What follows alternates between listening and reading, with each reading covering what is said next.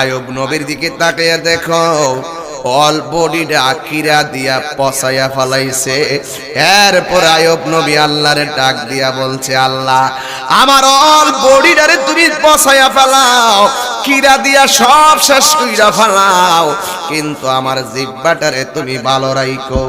আমার হাতটা পচে গেলে আমার কোনো অসুবিধা নাই, আমার চোখ পচে গেলে আমার কোনো অসুবিধা নাই, আমার পা পচে গেলে কোনো অসুবিধা নাই, আমার বডি পচে গেলে কোনো অসুবিধা নাই, আমার সব পয়সা যা কোনো আপত্তি নাই, কিন্তু আমার জিহ্বাটারে তুমি আল্লাহ ভালো রাখো।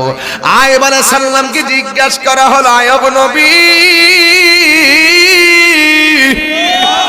ও আয়ুব নবী, সব বডি পচে গেলে অসুবিধা নাই, কিন্তু আপনি জিহ্বাটা কেন ভালো থাকার কথা বললেন? আয়ুব আলাইহিস সালাম বলে, এই জিহ্বাটা যদি আমার ভালো থাকে, এই জিহ্বা দিয়ে আমি আমার আল্লাহ জিকির করতে পারবো।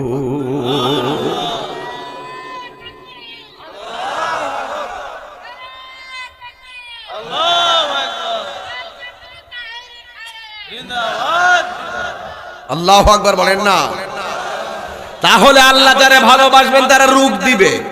আমার সমাজের একটা অভ্যাস হলো, কাহার যদি রূপ হয় তাকে অনেক দোহাই দিয়ে বিভিন্ন টর্চারিং করে, অনেক অপমান দিয়ে কথা বলে, অথচ আল্লাহ যাকে ভালোবাসে তাকে রূপ দিবে, অভাব দিয়ে পরীক্ষা করবে, সম্পদ দিয়া নিয়া পরীক্ষা করবে, জানের বিপদ দিয়ে পরীক্ষা করবে।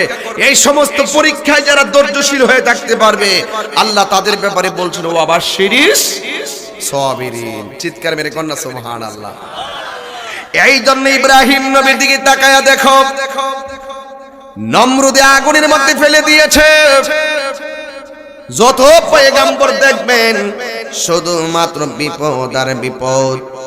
আল্লাহ যারে বেশি ভালোবাসেন তারে পরীক্ষা করবেন, পরীক্ষা।